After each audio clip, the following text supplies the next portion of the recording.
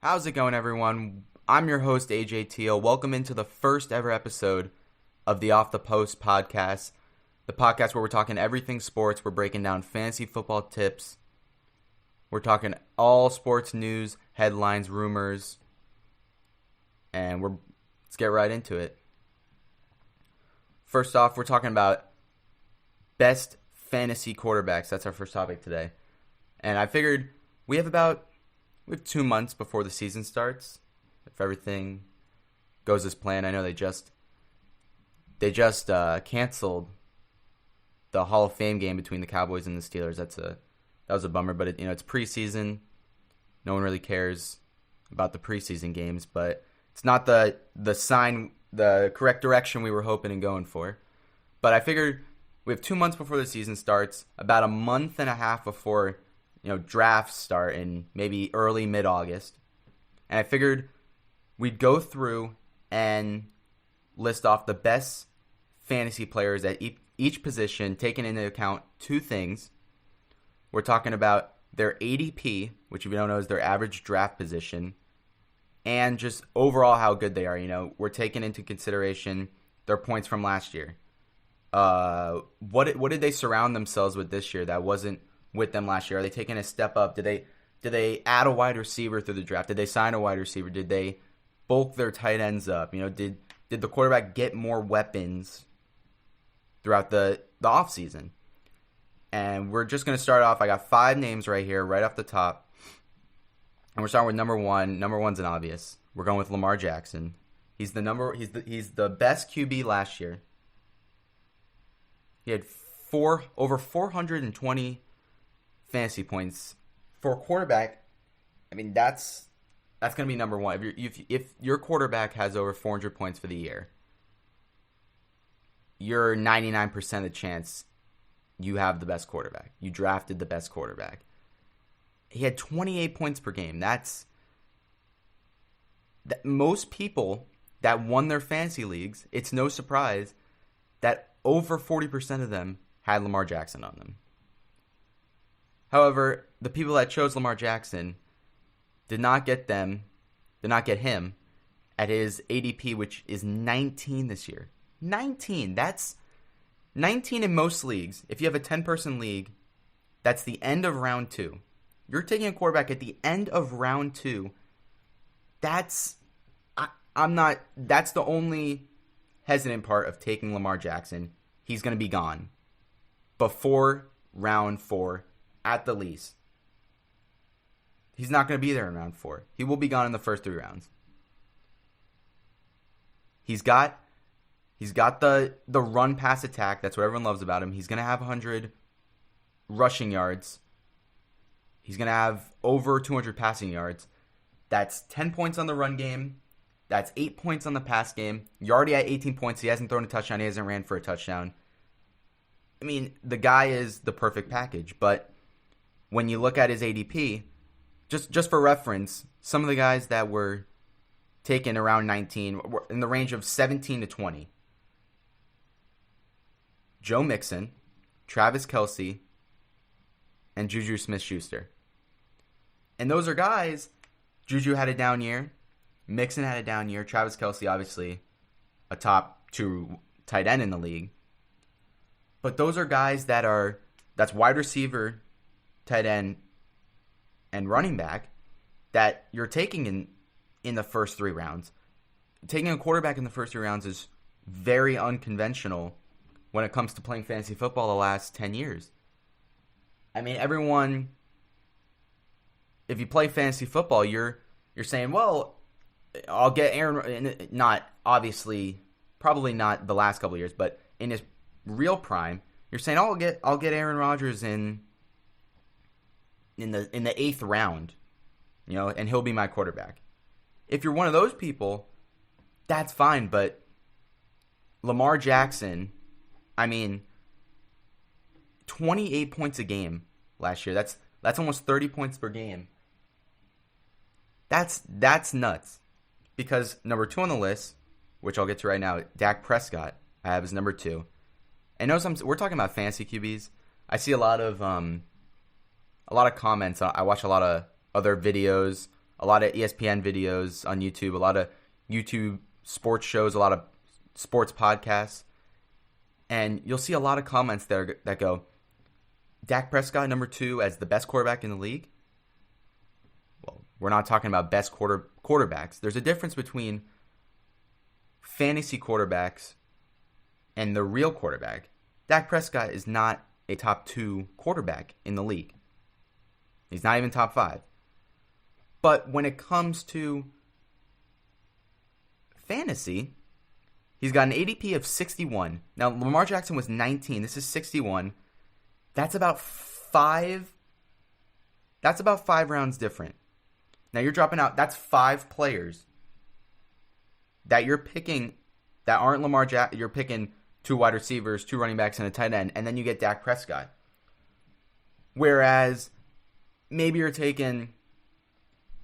get, Alvin Kamara, then you're taking Lamar Jackson, and you've just taken your quarterback with a second pick. Maybe you've missed out on a wide receiver. Maybe you've missed out on a Julio Jones. Maybe you've missed out on an Odell Beckham. And if you're in a PPR league, that's big. If you're missing out, you got to have those 3, maybe 2 wide receivers, depending on your lineup in your league.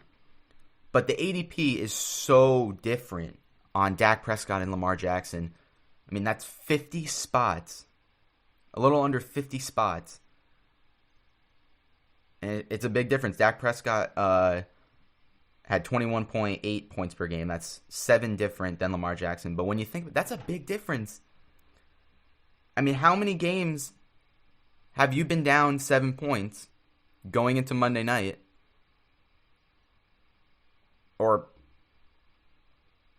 And you have your kicker, or you have James White, at your flex. And James White could have 30 points, or he could have 2 handoffs and 2 catches and he gets 4. And then you're like, well, if I had Lamar Jackson, 7 points, that's a huge difference.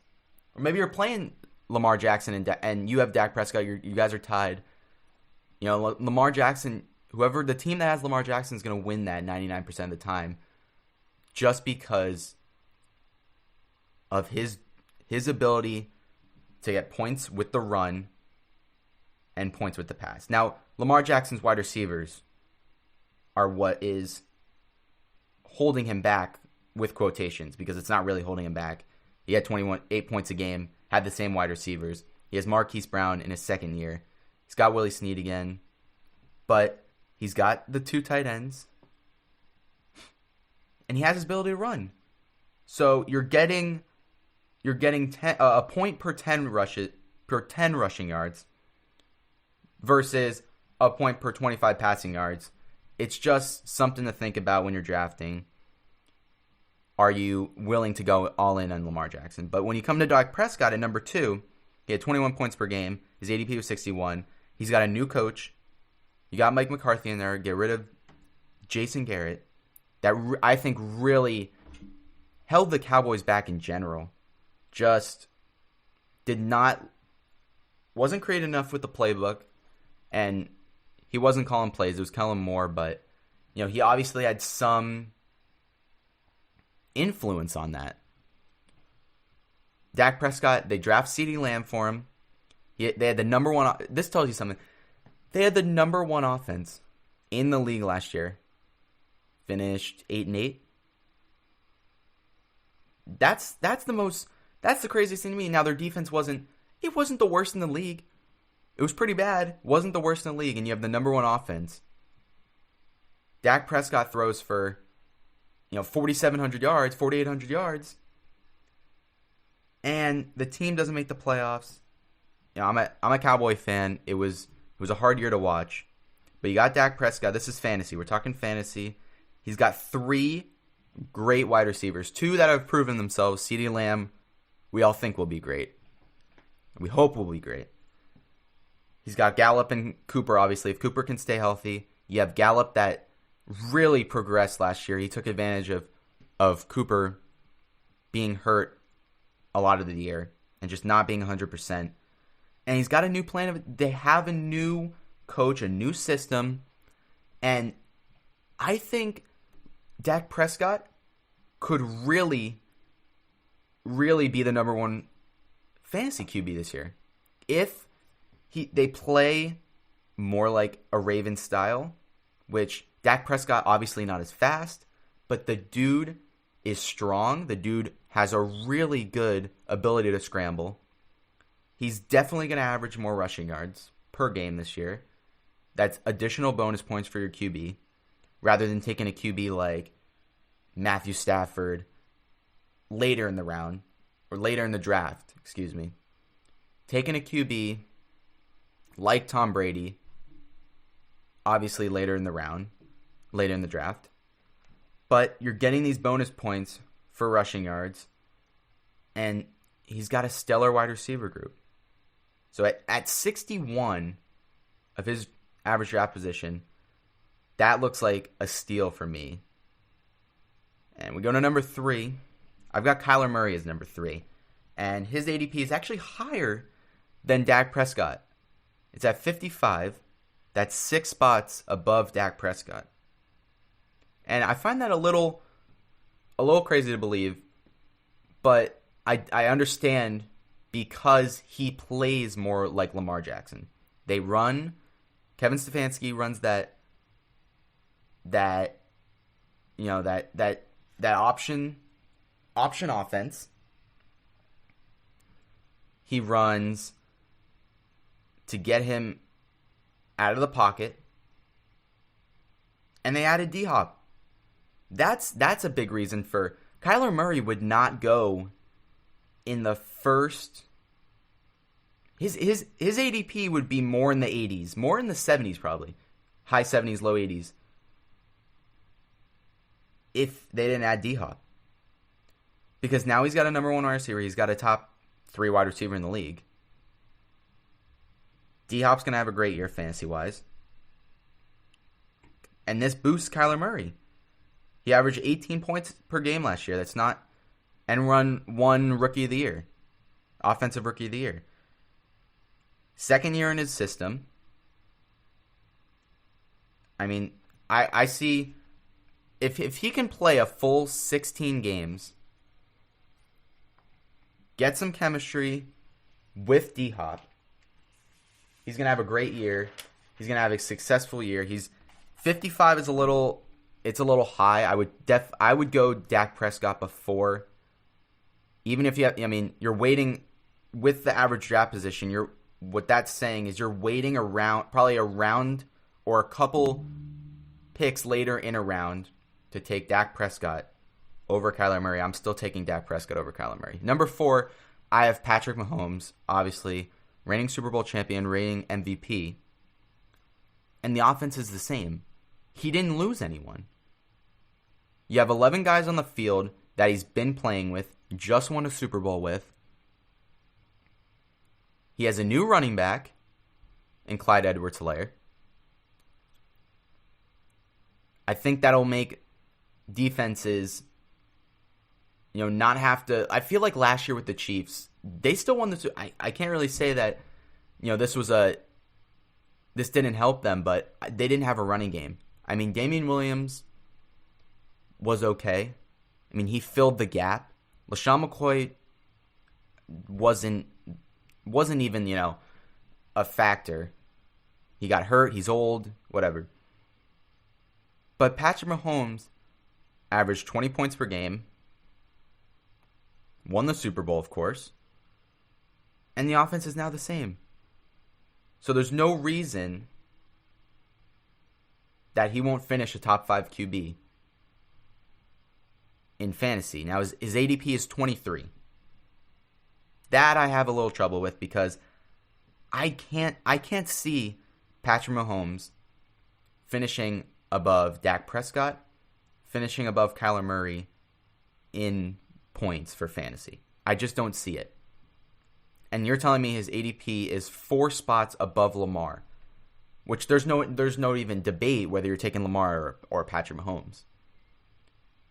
I mean, Lamar is gonna, if they both play 16 games, they're both gonna be great next year. Lamar's scoring more. He's scoring more points, more fantasy points. So I'm really hesitant to take Patrick Mahomes in an early third round, which they have him slated at in a 10-person league. Excuse me, an early third round. I'm really hesitant on taking him. Maybe if he falls, if there's a league where he's fallen and you've got your running back, you've got maybe two wide receivers, or a wide receiver, or your two running backs. Maybe I'm taking Mahomes if Lamar's gone. But when I see Dak Prescott and Kyler Murray, both with ADPs in the 60s and the high 50s, the mid 50s, that speaks out to me more than Patrick Mahomes at 23. But number 5, maybe a one that not many people would put at number 5. But I've got Matthew Stafford of the Detroit Lions. His ADP is 110. 110 in a 10-person league is about round 12, round 13 in a normal league. I mean, the dude's last year he averaged 22 points per game, but doesn't really mean anything. He only played half the season. He was hurt, but the whole thing with Matthew Stafford is maybe you get him as a backup. You take him, with your last couple picks, maybe with in round 13, you've already got your starting lineup. Take a risk on Matthew Stafford. Or maybe you're not high in QBs. Maybe you're going for stacked running backs. You have two elite wide receivers. You have, an elite tight end like Travis Kelce or Austin Hooper or Mark Andrews, and maybe you're loaded there and you want to take a risk on Matthew Stafford, whose ADP is 110. If he stays healthy, he could 100% finish top 3 in fantasy points. The Lions have the most underrated wide receiver group in the NFL. They've got Galladay, who proved last year with Jeff Driscoll and David Blau as his quarterback that he is an elite wide receiver. If you can have an 1,000-yard season and lead the league in touchdowns, with Jeff Driscoll and David Blau, what more does he have to prove? And now you're adding Matthew Stafford. If he can stay healthy for 16 games, not only is Kenny Galladay going to be a top, I'll say 7 wide receiver fantasy, but Matthew Stafford has Galladay, Marvin Jones, and Danny Amendola. That's a solid. That's a top 6 wide receiver core. It's the most underrated by far, because I feel like a lot of people give shit to Detroit because they've just sucked for so many years, and a lot of that has been not finding the right coach. Stafford can't stay healthy, can't win a playoff game, but that's beside the point. We're talking about Matthew Stafford as a fantasy quarterback. You drafted Swift, the running back from Georgia, DeAndre Swift. That's a new weapon. I mean, he now gets and I like DeAndre Swift he's not as good in the passing game as an Austin Eckler would be or a Kamara. But in Georgia, he was very good out of the backfield as a wide receiver. He definitely is more like Kamara than an Eckler. But the only problem I have with Matthew Stafford is, besides staying healthy, is that offensive line sucks. I mean, you've got Ragnow at center, but besides Frank Ragnow, the average fan, or maybe the above average fan, you can't name anyone on that offensive line, unless you look up Lions offensive line. You might know some of the people, but off the top of your head, you don't know who that offensive line is, and it's not good. It's really not been good over the last couple years. I mean, why do you think Stafford's always hurt? He's getting hit back there. And I don't think they've addressed the tackle enough. You got Ragnow. He's a solid center, but, a lot of teams, especially in the NFC, have great pass rush DNs. And if you don't have an elite tackle, especially a left tackle, your quarterback is getting pressured on half the snaps. And that's my only problem with Stafford is with a bummy offensive line, he's gonna have a lot of interceptions, a lot of forced throws, a lot of tip throws, a lot of throws that he got hit on. But if you want to take a risk on a quarterback that has the ability to finish top 3, I would take it. But I have one more that's kind of an asterisk in there because I wanted to include him because this is kind of I can't put him at top 5. That would just be ridiculous. But I have a little asterisk next to this one name. And I've got Jared Goff.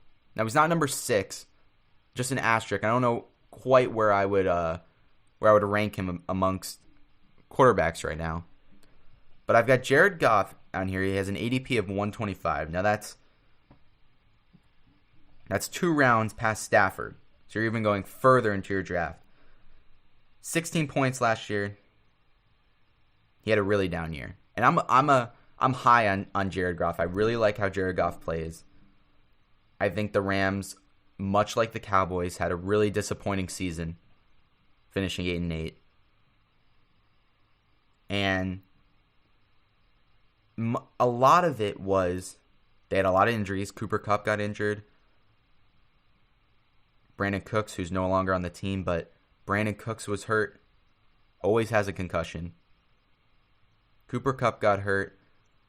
All he had was Robert Woods. Robert Woods is good, but Robert Woods as the number 1 wide receiver on a team with no one else, he just doesn't have, I would consider him an above average wide receiver. He's not an elite wide receiver. He's not up there with the Julios. He's not up there with even an Amari Cooper. I don't think he's at that level. But you have 16 points last year, which I thought I was looking at that number and I was like, really? Because he didn't have Todd Gurley. Todd Gurley was hurt a lot. We don't know if that dude will ever play in the NFL. I hope he does. His first couple seasons in the NFL, he was like no one I've ever seen. He was a beast. I would play him in fantasy every week, and I would be up like 20, 30 points, and I'd say, this guy's Todd Gurley I'm playing. I don't think I ever had Todd Gurley on a fantasy team. I just never did. And that's when I started playing. I've been playing fantasy for about maybe 5 years, 6 years. And in the last 2 years, I've really started to get, research, watching podcasts, watching other people's YouTube videos. But in my early years, when, Todd Gurley was a beast, earlier years, but this year he just wasn't a factor. Maybe he had one game, but he wasn't a factor. He was hurt most of the year. He's got a new offensive coordinator in Kevin O'Connell. But he's also got 2 wide receivers in Woods, in Cooper Kupp. Cooper Kupp should be, ready to go this year. They're 2 very good wide receivers. Cooper Kupp I wouldn't put in the elite category, but he's right there with Woods. I think he's a little bit above Woods. He's very good. But Jared Goff is another one like Matthew Stafford. I think he's below Matthew Stafford, but if you're not into taking quarterbacks early, if you don't want, and I don't advise taking a quarterback early. I don't think you need to waste, well, I wouldn't call it wasting, but I don't think you need to use your second round, your third round pick on Lamar Jackson or Patrick Mahomes. I just don't think it's necessary because you can make up those points. You can make up those points with wide receivers and tight ends. I just don't think it's that necessary. I'm a big get that wide receiver core. That's what I'm big on in fantasy. Get those. I play in leagues with 2 wide receivers. I play in leagues with 3 wide receivers. In the 2 wide receivers, there's a flex. I like playing a wide receiver at the flex. That's still 3 wide receivers, but get those 3 wide receivers. Get that one stellar running back, and there's a lot of quarterbacks. There's a lot besides the 6 or the top 4 I mentioned: Dak Prescott, Lamar Jackson, Patrick Mahomes. I mean, those guys I feel like on a fantasy level are in a are up in a tier of their own. But after that, when you get into guys like Russell Wilson and Josh Allen, I mean, the drop off is immense. But then when you get into those kinds of quarterbacks, the point differential is just not worth, deciding over who you will take. Now, you can have a fan favorite. You can have someone that you think is going to do better because they have a better, offense surrounding them or a better coaching staff. But I'm not that big on taking quarterbacks early. Like I said, my favorite this year is Dak Prescott, 61 on his ADP. That's a great spot to take a quarterback, especially a quarterback that has the number 1 offense surrounded him. All right, moving on now. We're going to jump into some real football, and we're talking Rookie of the Year candidates. We're talking Offensive Rookie of the Year, Defensive Rookie of the Year. I think this was a really good draft class. This was a solid draft. Unconventional draft because of COVID, but a real solid draft. I mean, you got Joe Burrow, I loved watching Joe Burrow in college. Joe Burrow was awesome in college. He reminded me a lot of Tony Romo. I know a lot of people have said that he plays like Tony Romo, and Tony Romo, obviously Cowboy fan. I love Tony Romo, Always a Cowboys legend in the Cowboys fans' eyes, But for Rookie of the Year candidates, I got 2 lists of my top 3 candidates for offense and defense, and we're going to start with offense. Offense, number 1, Joe Burrow is the obvious choice. There's no other. The quarterback always has it the easiest in the Offensive Rookie of the Years. Kyler Murray won it last year, and the Cardinals last year were awful. I mean, I know they had the 8th or the 9th pick, but they were bad. They were not good. They were a bad team, and the Rookie of the Year doesn't care if your team was good. Most of the time, unless, you're Lamar Jackson or Patrick Mahomes, Well, Patrick Mahomes obviously had that year that obviously he didn't win because he sat behind Alex Smith for that year. But unless you're Lamar Jackson, Lamar Jackson, had a crazy rookie year. But unless you're Lamar Jackson, if your team sucks, it doesn't matter. It's all about the stats you put up. Kyler Murray was awful last year. He won.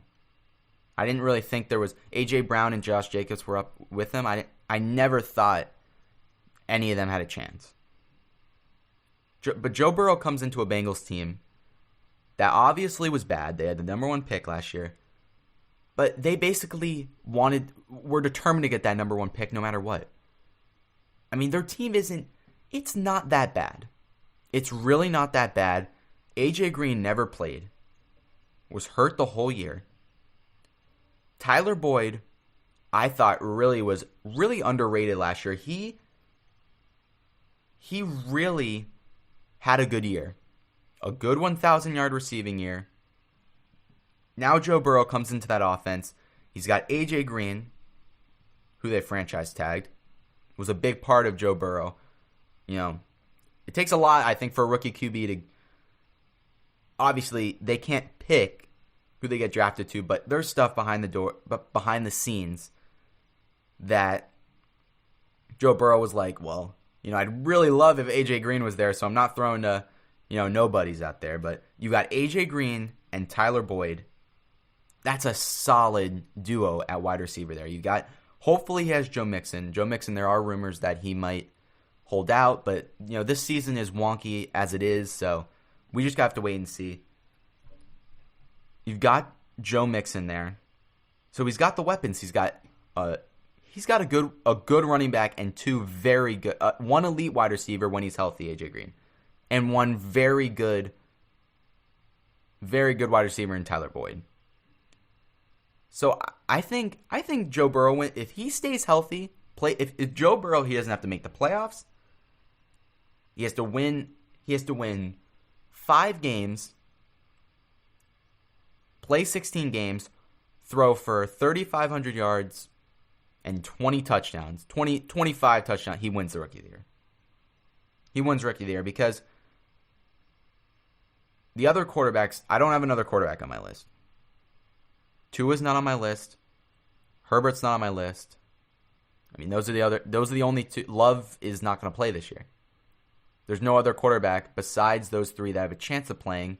And it's so unclear whether is Tua really healthy? Is he healthy enough to play? And do the Dolphins play him? Because they still have Fitzpatrick, and I'm not saying Fitzpatrick's better. He wasn't bad last year. That was a really bad team the first couple weeks, and he still won them a couple games, 4 or 5 games. They might sit Tua for a year, get him 100% healthy. Obviously, he can't win the award then because he won't play. The other one, Herbert, I don't think he plays either. I think the Chargers have, since day one, we're going to always pick him. I do believe they were always going to pick him. But never going to start him. Why would they say they always said Tyrod Taylor? From the minute the season was over, because the season was over, Phillip Rivers was leaving. I don't think Phillip Rivers wanted to come back, and I don't think the Chargers wanted him to come back either. I think that ship was sailed, and they said, hey, we have Tyrod Taylor. Tyrod Taylor hasn't played, as a starting QB in a couple of years. Ever since the Browns with, the whole Baker Mayfield story, but he was terrible in the Browns. Maybe Herbert sits a year or two. But even if Herbert starts, I don't see Herbert being better than Joe Burrow. I don't see Herbert, putting up better stats than him. So I think Joe Burrow is the number 1 obvious choice. Number 2, I have Jerry Jeudy. Jerry Jeudy's taken 15th overall by the Denver Broncos. He slides right in as the number 2 wide receiver, right next to Sutton. Sutton, another one, right with Tyler Boyd. I feel like Sutton had a really good breakout year. Another 1,000-yard receiver, breakout year. A very good wide receiver. And you also have Drew Lock, second-year quarterback. Now, if you ask a Broncos fan, Drew Lock's the best quarterback, the best quarterback in the league, but, no Broncos fans here. Drew Lock's very good. He had a very good year, end of the year, for the 6, how many games did he play? 6, 8 games? I'll give him that he had a good year, but he has the team now. He has Noah Fant, who also very good tight end, had a breakout year, his rookie year. Drew Lock showed signs of being very good. He also had some signs that, he's a rookie quarterback. But this is his second year. Jerry Jeudy slots in right next to Sutton. Now, Sutton had that breakout year. Now, what teams have to do now, defenses, Sutton's going to get a lot of attention on the left or the right side, whatever side he's lining up on, he's going to be double teamed. And what brings opportunity, this is why I have Jeudy at 2. Judy's that second wide receiver. Jeudy had a very, very low drop rate at Alabama with Tua. So he's going to be that second wide receiver in a lot of single coverage, and he's going to get a lot of red zone targets. He's going to be that red zone guy that has one-on-one on the outside. He also can play the slot. He has but in the red zone, I would like to think that Denver uses him on the outside. A lot of one-on-one, and I think he gets a lot of red zone touchdowns. And he could have, the touchdown, the rookie touchdown wide receiver. And I think he has a decent shot. Now, number 3, I have his former teammate, Henry Ruggs. Henry Ruggs, the other wide receiver, the speedster that the Raiders took a little before Jeudy. They actually took him before. I thought that was interesting because I thought Jeudy was the complete wide receiver. Now, Ruggs, obviously, compared to Tyreek Hill with his speed, Ruggs could battle for the number one. He could be the number 1 wide receiver on the depth chart for the Raiders. I mean, he has Derek Carr. Derek Carr is an average quarterback. I see a lot of talk shows. You watch a lot of Colin Cowherd, and Colin Cowherd loves Derek Carr a little too much. Loves Derek Carr. It's a little sus over there, but he loves Derek Carr. I'm not big on Derek Carr. Derek Carr. What has Derek Carr showed that makes you watch him and you're like, dang, this guy, he's a decent quarterback, And I feel like Henry Ruggs has the ability to make Derek Carr better, but also Derek Carr has the ability to make Ruggs a real offensive Rookie of the Year candidate. Ruggs was 35%. 35% of the time, he burnt his defenders on streak patterns or horizontal throws that led the wide receiver over 20 yards. 35%, he had a certain, I forget the distance, but a certain distance that the defender was behind him on those throws. 35% of the time. He'd never dropped a pass in college. Didn't have one drop. And Derek Carr, 50% of his throws last year were horizontal throws plus 20 yards. You're going to have a lot of deep 50-yard touchdowns from Henry Ruggs. This guy can definitely have a 40 catches, 40 receptions for a 1,000-yard season. I could see it happen. He's not going to be the red zone guy. He's not going to have, I think Jeudy has more touchdowns than him, but Ruggs is going to have the yards, and the yards, could be a big factor in who wins that award. So you got Burrow at 1, Jeudy at 2, Ruggs at 3. I don't have the QBs in there. I don't think that they play. I don't think Herbert plays. I don't think Tua plays this year.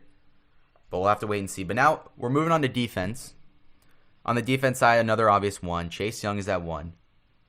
I mean, this dude's a beast. 6'5", 260. I mean, 6'5", 260. He had 16 sacks and 6 forced fumbles at Ohio State last year. He had a 20% pressure rate. That's a 1 out of every 5 snaps. He put pressure on the quarterback. The best rate, just to give you some reference, the best rate in the NFL was Myles Garrett at 18. Now, will his college stats, are the college left and right tackles as good as the NFL ones? Probably not. But he was playing in a good division in college, had a 5.5% sack rate, which was 2% over the leader in the NFL. And now he goes to the Redskins, and the Redskins, their team, their offense, it's a lot of work to do, but their defense, especially their defensive line, it's very good. Their defensive line is very good. It's a very good defensive line, and now you add Chase Young.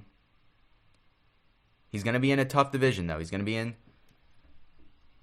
the NFC East, who has some good offensive lines. The Giants have improved their offensive line a lot.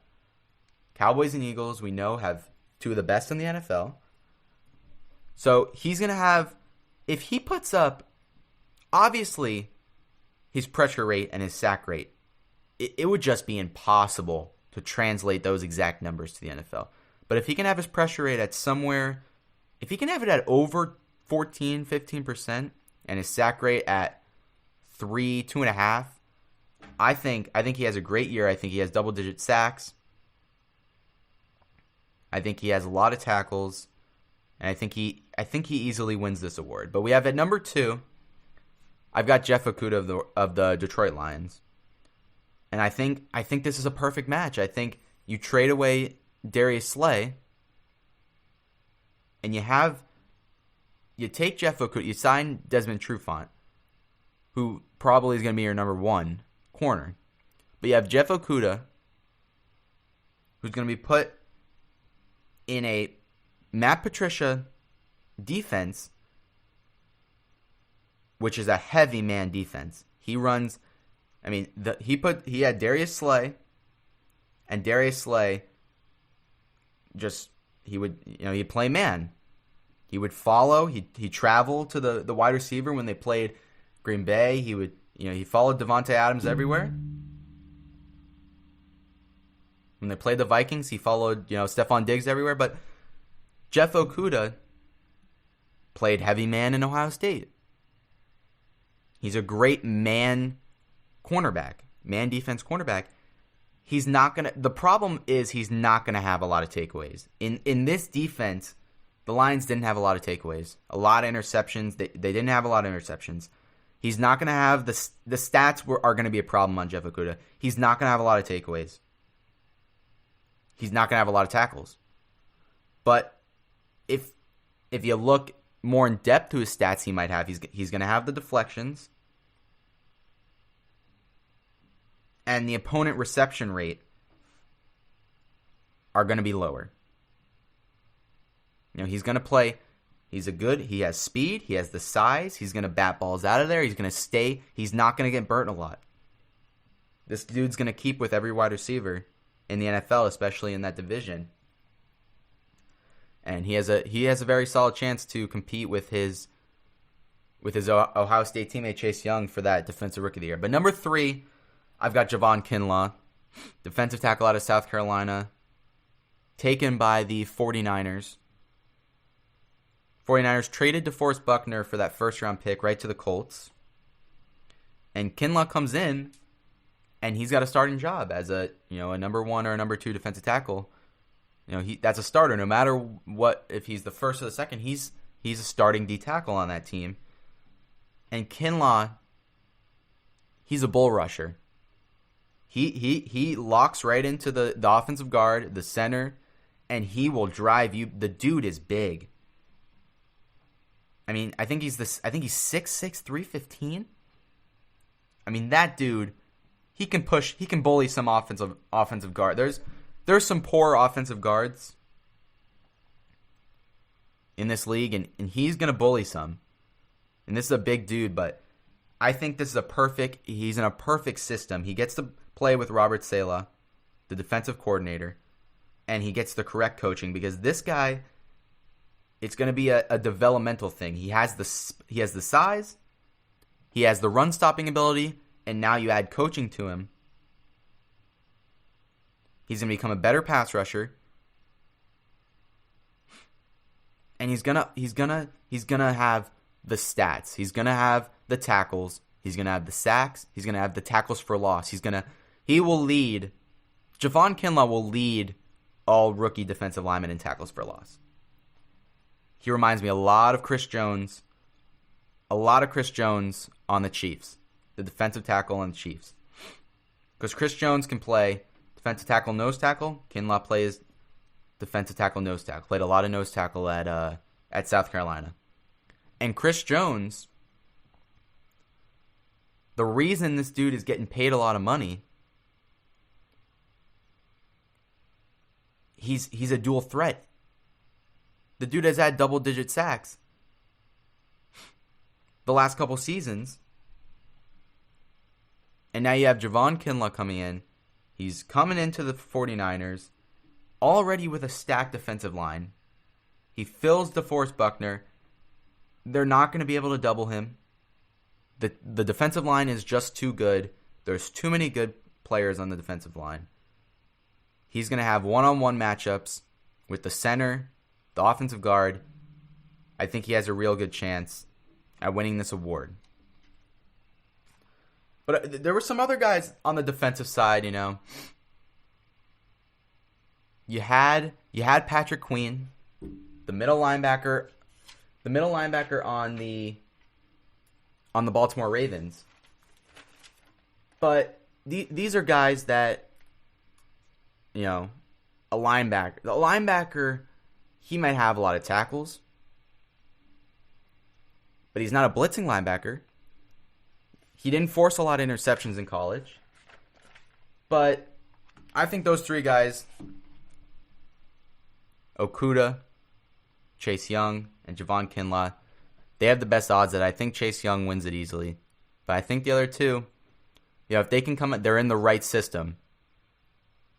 Chase Young, not too sure if he flourishes with. Obviously, he's gonna be good. He has the size. He had the coaching at Ohio State, but he's a beast, and it's hard to bet against him. But we're gonna segue now to our last topic of the episode. We're gonna segue into some NBA. I know the NBA is coming back in. It's a little over a month, about a month and 4 days right now, a month and 5 days. June 30th, we're supposed to be back watching NBA basketball. And I wanted to break down the championship contenders. I have a list of 5 teams. My top 5 NBA championship contenders that I think can win the championship this year in Orlando. They're having the playoffs in Orlando.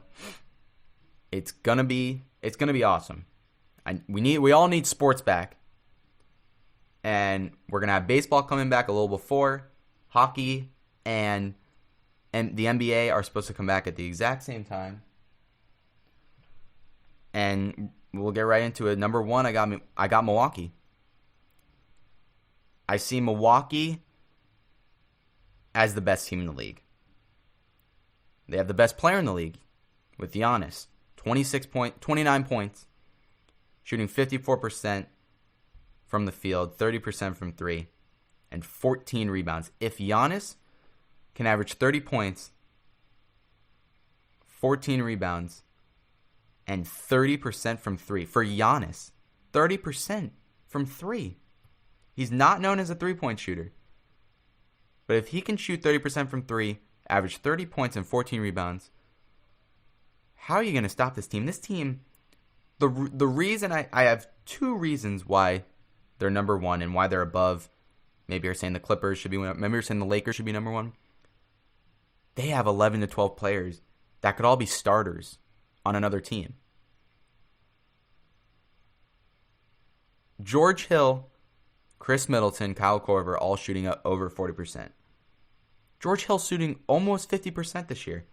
Chris Middleton, the All-Star, shooting a little above 40, and Kyle Korver, one of the best three-point shooters of all time, shooting in his mid 40%. Milwaukee has the deepest team. They have the best player. The one thing is their top 5 in turnovers in the league. But that, regular season NBA, playoffs NBA, they'll get that fixed up. This is the playoffs. They're gonna have no fans, not a lot of distraction. I think they'll turn the turnovers down. I think they win the NBA championship. I really do. I think they play the Clippers in the championship. Clippers are number 2. The LA Clippers, they got Kawhi and Paul George. Kawhi with 27 points, Paul George with 21, averaging on the year. They're both shooting in the mid-40s. Both shooting about 40% from 3. Paul George a little better in the 3-point. Both averaging 7 rebounds a game. I think they're the second best team behind Milwaukee. The only thing is you'll see a similarity between teams 2 through 4. They don't have a bench. They got Lou Will off the bench. And it's not a lot. It's not good from there. So I think Milwaukee, if these two teams would meet in the championship, I think Milwaukee would take them in 6. I really believe that. And Kawhi, we saw it last year. He didn't have a great. Toronto wasn't the best team last year, but he carried that team. So I don't think you can count him out. But number 3, I got the Lakers at 3, and it's a lot lower. I think most lists, if you list them off, a lot of people have them at 1 or 2, but I've got them at 3. Obviously, LeBron and AD. They're both averaging about 26, 27 points a game, 50% shooting, and 35 from 3. AD's getting 9 rebounds a game. LeBron's getting 8. LeBron's getting 10 assists. AD's getting 3. If LeBron and AD put up 65, 70 points a game in the playoffs, I think they easily make the finals. Now, I think they will run into the Clippers in the Western Conference Final, and I think their bench is worse than the Clippers. Their third best scorer is Kyle Kuzma. And Kyle Kuzma is having a bad year. He's still averaging 12 points, but Kyle Kuzma's not having a great. This guy was getting traded. Avery Bradley, their 4th leading scorer, not playing. It's a big factor. He was one of their best defensive players, and obviously one of their best. If Avery Bradley's your 4th biggest scorer, you got some. That's not very good. Now, I think if they play the Clippers, it can honestly go either way. I would take the Clippers in 7. But you got with the Clippers and the Lakers, you got LeBron, you got Kawhi. It's hard to doubt these players that they won't carry their team to a finals. And I think it'll be a very good matchup if those two end up playing in the Western Conference. But I got at number 4, another Eastern Conference team, the Boston Celtics. Now, what really caught my eye about the Boston Celtics and watching them is they have 5 players in Jason Tatum, Kemba Walker, Jaylen Brown, Gordon Hayward, and Marcus Smart. Those are 5 starters, obviously. But you've got Tatum and Kemba that are all-stars. Jaylen Brown, which is just below an all-star. Hayward was once an all-star. And Marcus Smart is a great role player on the defensive and the offensive side of the ball. All 5 of those guys are shooting 40% from the field and 35% from 3. Now, again, with the Celtics, it's a big drop-off at the bench. I mean, they're going to have to... Obviously, those are... You have 3 guards. Maybe 4 if you count Tatum as a guard or a small forward, but Hayward is a small forward. Maybe Tatum's a small forward. You've got 5 guards/small forwards in those 5 people. Now, you can only start 3 of them. Maybe 4 if you put Hayward at the power forward, but this Celtics team has Cantor, and is Cantor at their center. They got Daniel Tice, who plays power forward, maybe backup center. They have no bench. I mean, this is going to be really hard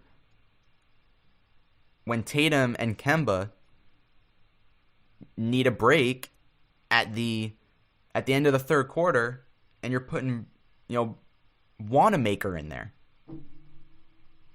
And most of you people are saying, who? Exactly. That's the point. So I think Boston's at 4. They have 5 great players, but I don't know if they can get. I just don't think they can get there. I think they can get to an Eastern Conference Final versus Milwaukee. I think Milwaukee is just too deep for the entire NBA, let alone the Celtics. I think they would take them in 5. I think Milwaukee would take Boston in 5. At number 5, I've got the Houston Rockets. Now, James Harden is a great NBA player. He's a top 5 NBA player in today's game. But he has not showed up in the playoffs in his career. And it is shown, Westbrook is this his first year on the team, but it is shown that James Harden can only carry his team so far. Because the Rockets have the worst bench out of all these teams. And the Celtics bench is really bad, but this bench, they have, you go Harden and Westbrook, you've got PJ Tucker, but they're going to have to put up 80 points a game. James Harden is averaging 35 points on 43% shooting and 35 from 3. He would have to average 40 points a game on 40% shooting from 3 if they want a legit chance on, beating a Clipper or a Lakers team in the finals. I don't see it happening. I wouldn't be surprised if Harden and Westbrook surprised me this year. They played much better together than I would have ever imagined. I thought this was going to be a real bust of a duo. 2 ball-centric guys. But, they both averaged 7 assists. They learned how to pass the ball. 7 rebounds. And Westbrook shot 47% from the field, averaging 27 points. But they don't have a bench. The team rankings, they attempt and make the most threes. It's kind of I think that's good. You think that's good. They take a lot of, they make a lot of threes. But they take a lot of threes. And most of that is Harden. But they have the least assists in the NBA. So even though Harden and Westbrook, they're both averaging 7 assists, they're learning how to pass, they still have the least assists in the NBA.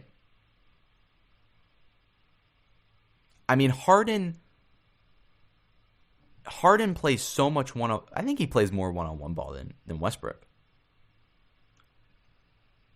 I think Westbrook has been he's been good with passing the ball when he was on Oklahoma City.